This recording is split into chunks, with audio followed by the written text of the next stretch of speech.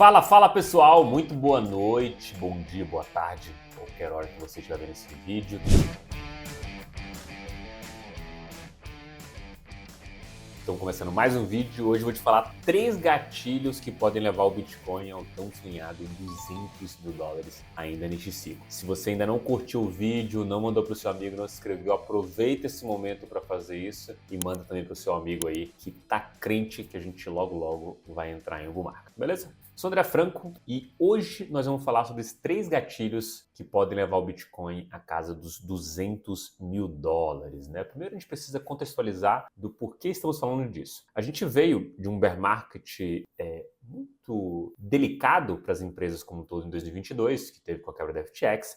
Depois a gente passou um 2023 de recuperação e que de recuperação só tem um nome, porque o Bitcoin subiu mais de 120%. E hoje estamos em 2024 com o Bitcoin que antes do halving bateu o all-time high, ou seja, ultrapassou a marca dos $69 mil, chegando ali até os $73 mil, e logo depois começou ali uma lateralização, né, dos 73, chegou a bater 59, 49, ficou por muito tempo assim, e agora estamos nos aninhando aí para uma outra pernada, né? Uma das coisas que movem a gente olhar especificamente o Bitcoin e perceber que esse momento está chegando é a posição dos investidores de longo prazo, né? Que são investidores ali comprometidos com o futuro do Bitcoin e que vendem quando o ativo está subindo e compram quando o ativo está caindo. São caras que se comportam basicamente comprando na baixa e vendendo na alta. Esses caras já representam 71% de todos os Bitcoins. Isso nem é um gatilho. Um gatilho que realmente importa hoje é o corte de juros iminente já em setembro, né? O que eu quero dizer com isso? Quero dizer que a gente veio num cenário macroeconômico muito desafiador, um 2022 em que os juros subiram de 0 para casa dos 5%, um 2023 em que todo mundo acreditou que os juros iam começar a cair, e um 2024 que a gente acreditou que com certeza a gente ia começar o ano com queda e essa queda ia se estender ao longo do ano. Isso não veio. A gente ainda está nessa casa dos 5,25,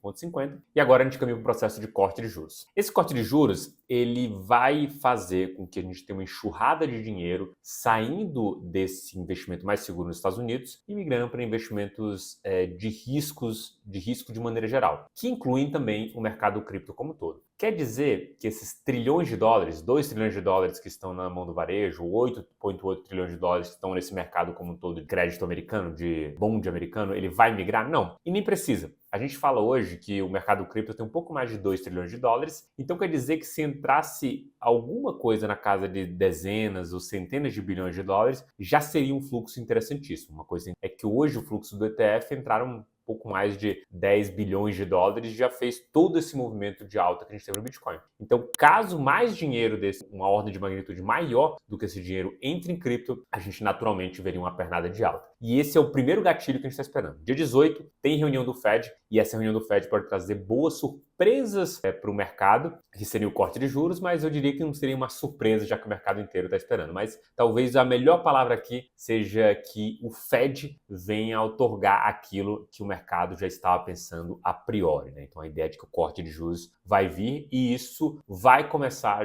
a injetar dinheiro na economia. Isso nos leva ao segundo ponto, aumento de liquidez global. O que quer dizer isso? A gente está falando, pessoal, que o mercado macroeconômico ele funciona com uma dinâmica que é guiada pelos Estados Unidos, sem sombra de dúvida. Quando a gente fala de macroeconômico, a gente olha para os Estados Unidos, vê como ele está se comportando, vê como a economia mundial está se comportando e tenta ali traçar um perfil macroeconômico daquele momento. Claro que boa parte do movimento vai ser causado pelos Estados Unidos. Mas quando a gente olha globalmente, se o mercado se alinha para aquela direção de corte de juros, a gente provavelmente está falando de um aumento de liquidez global. O que quer dizer isso? Os bancos centrais hoje, eles têm uma moeda, ou cada um tem a sua moeda, que a grande verdade é que não tem lastro. Não existe lastro em nenhuma moeda fiduciária, até por isso o nome fiduciário vem do termo fidúcia, que quer dizer fé. Temos fé que o governo não vai imprimir dinheiro, que vai controlar a economia, e por isso acreditamos que aquele papel vale alguma coisa. Nesse caso, números na tela, já que a gente usa tudo digital. Então, dito isso, o que os governos têm como possível medida para controlar ali os seus países, né? Principalmente a inflação e taxa de desemprego? Aumento ou diminuição da taxa básica de juros. É isso que enxuga a liquidez no mercado, ou seja, atrai dinheiro para se investir junto com o país no título mais seguro, ou expulsa a liquidez para se investir em capital mais de risco, porque o dinheiro não vai ser rentabilizado da forma que era rentabilizado anteriormente. Um exemplo disso é o que aconteceu no Brasil com o corte de juros e também ao redor do mundo com outros cortes de juros, inclusive no mercado europeu. Então, esses cortes de juros têm o mesmo efeito para as economias locais do que tem para os Estados Unidos. Se o mundo inteiro começa a cortar juros nessa expectativa de reaquecer a economia, acontece de fato o reaquecimento da economia. Então, naturalmente, a gente vai ver ali os preços de ativos de risco subindo, porque essa liquidez vai ser injetada dentro do mercado de risco. E esse é o segundo gatilho, porque é basicamente dinheiro infinito, né? A ideia de que cada vez mais vai existir dinheiro, e a gente sabe que a nossa economia global hoje é uma economia doente. Ela precisa cada vez mais desses esteroides em doses mais cavalares para que de fato ela consiga sobreviver, até óbvio esse sistema todo como entrar em colapso, e o Bitcoin pode ser uma dessas respostas. Mas não chegamos a esse ponto, estamos aqui nos favorecendo no crescimento de liquidez, aumento de liquidez global que vai impactar o mercado de risco e também vai impactar o mercado de crédito. O terceiro gatilho são as eleições americanas. Aqui tem um caráter bem interessante que vale a pena a gente trazer sobre como o mercado lê notícias desse tipo. As eleições americanas, elas têm basicamente dois candidatos, um republicano e um democrata, beleza? Os republicanos, eles têm uma característica muito mais expansionista, de imprimir mais dinheiro, de ser pró-mercado, de não ter políticas públicas que tragam ônus para os cofres dos Estados Unidos. Já os democratas não são tão agressivos, fazem mais políticas públicas que oneram os cofres americanos. Nesse cenário, quando a gente fala que não é menos expansivo, não quer dizer que não vai ter impressão de dinheiro. Vai ter impressão de dinheiro. Isso é uma condição sine qua non para a existência aqui da moeda fiduciária, que é sempre vai haver impressão de dinheiro, porque o governo sempre vai ter dívidas para cá, que cada vez ficam maiores e cada vez vai ter que ser mais impresso dinheiro. Então, esse cenário que a gente está vendo de eleições agora, ele não quer dizer do tipo, se um governo ganhar, o outro vai ter menos impressão de dinheiro. E eu acho que o principal aqui, sendo o corte de juros desses gatilhos e aumento de liquidez global, as eleições, quer seja Trump, quer seja Kamala Harris, não vão ter efeito sobre o aumento de liquidez. Acho que os dois possíveis presidentes vão assumir a presidência e imprimir dinheiro. A grande questão é que essa dúvida, e parece meio uma coisa muito louca no mercado, que só a dúvida de ser A ou B, mesmo que A ou B levem a condições muito parecidas, o mercado fica retraído. Por quê? Você não sabendo quem vai ganhar, você não sabe aonde você vai investir. Vai investir nessa tese ou nessa. O fato é que você vai investir seu dinheiro, mas você não sabe aonde você vai colocar. No momento em que o governo é decidido qual o governo que vai assumir nos próximos 4 anos, aí o mercado tem predisposição para alocar. Então é meio que assim, em vez de eu alocar meu dinheiro agora, eu vou esperar a eleição passar, para que, de fato, com o candidato, eu tenha uma clareza de como esse meu negócio vai se comportar e se é bom ou não investir nele pelos próximos 4 anos. Então, o investidor, ele se retrai um pouco e espera esse resultado. O que a gente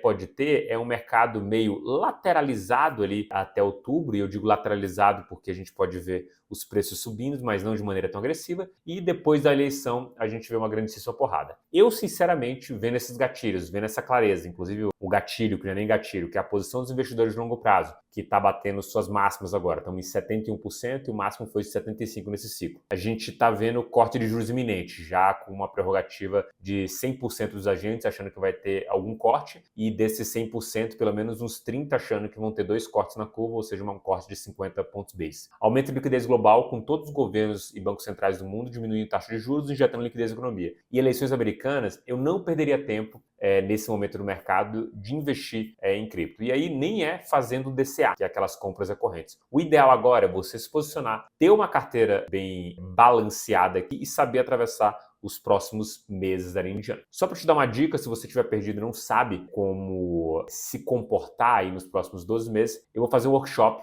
chamado Workshop Patrimônio 3012 entre os dias 22 e os dias 25. E lá eu vou explicar a minha estratégia para os próximos 12 meses desse mercado, que podem entregar décadas de retorno para você de bolsa em 12 meses de mercado cripto. Se você está estagnado dentro do mercado tradicional aí, com uma bolsa brasileira que não anda desde 2008, o lugar que você tem que estar é no Patrimônio 30x12. Então, já comenta aqui embaixo se você aceita essa proposta, clica no link e eu te espero do outro lado. Eu vou encerrando por aqui esse vídeo e espero muito que você esteja no Workshop Patrimônio 30x12, mas se você não tiver, comenta aqui embaixo se você acha que tem outro gatilho aí que pode acontecer no mercado e levar o Bitcoin para esse tão sonhado $200 mil. Vou ficando por aqui, um forte abraço e até o próximo vídeo. Tchau, tchau!